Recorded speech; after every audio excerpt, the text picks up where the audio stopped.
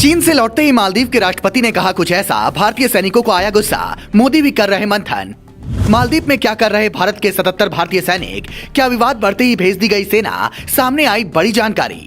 भारत मालदीव विवाद से चीन ही नहीं पाकिस्तान को भी होगा बम्पर फायदा, नापाक इरादों वालों का बदलेगा ठिकाना। मालदीव के राष्ट्रपति मोहम्मद मुइज़ो ने 5 दिन के चीन दौरे से लौटने के बाद कुछ ऐसा कहा है जिसे सुनते ही हर भारतीय को गुस्सा आ जाएगा। हालांकि इस बयान से पहले ही मालदीव पहुंचे 77 भारतीय सैनिक मोदी सरकार के आदेश के इंतजार में हैं। आप कहेंगे कि क्या विवाद बढ़ते ही भारत सरकार ने वहां सेना भेज दी है, क्या कुछ बड़ा होने वाला है? तो ये बताएं। उससे पहले सुनिए मुइज़ो ने कहा क्या, फिर बताते हैं भारत मालदीव के बीच बिगड़ रहे रिश्ते से चीन और पाकिस्तान का क्या फायदा होने वाला है। मुइज़ो ने मालदीव से लौटते ही कहा, हम भले ही छोटे हैं लेकिन इसका मतलब ये नहीं है कि आपको हमें धौंस दिखाने का लाइसेंस मिल जाता है। मालदीव किसी देश की संपत्ति नहीं है। इससे ठीक 2 दिन पहले चीन ने भी कहा था कि मालदीव में अगर कोई हस्तक्षेप करता है तो हम उसका विरोध करेंगे। लेकिन सवाल उठता है कि क्या मालदीव बिना भारत की मदद के रह लेगा? वहाँ के लोग तो यही कह रहे हैं कि ऐसे तो भूखे रहना पड़ जाएगा। वहाँ के लोग इलाज के लिए भी हिंदुस्तान ही आते हैं। यहाँ तक कि भारतीय सेना के जवान ही मालदीव के पायलट को ट्रेनिंग भी देते हैं। फिलहाल भारतीय सेना के 77 जवान वहां मुस्तैद हैं और ये आज से नहीं बल्कि बीते कई सालों से है, जिन्हें अब मुइज़ो सरकार हटाना चाहती है। साल 2013 में भारत ने मालदीव को 2 ध्रुव हेलीकॉप्टर्स लीज पर दिए थे। फिर 2020 में एक डॉर्नियर एयरक्राफ्ट भेजा जिसका इस्तेमाल हिंद महासागर में निगरानी रखने और मेडिकल ट्रांसपोर्ट में होता है। भारतीय सैनिक इन एयरक्राफ्ट की देखरेख करते हैं और मालदीव के पायलट को ट्रेनिंग भी देते हैं। पूरा खर्चा भारत सरकार उठाती है।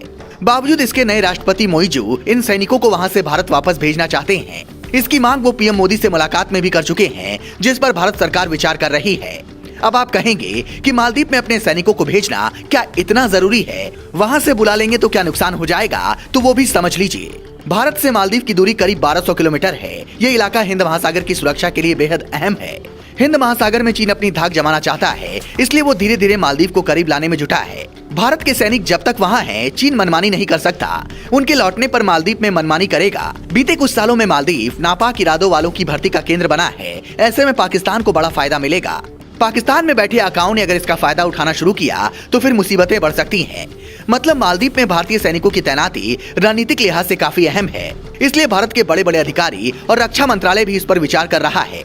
जितनी चर्चा भारतीय विभागों में 77 भारतीय सैनिकों की वापसी को लेकर छिड़ी है, उतनी ही चर्चा मालदीव के लोगों के बीच इस बात को लेकर छिड़ी है कि अगर भारत को नाराज किया तो कितना बड़ा नुकसान हो सकता है। करीब 5 लाख आबादी वाले मालदीव की हालत ये है कि वो कई मामलों के लिए भारत पर निर्भर है और यही निर्भरता मुइज़ो की पार्टी को खटक रही है।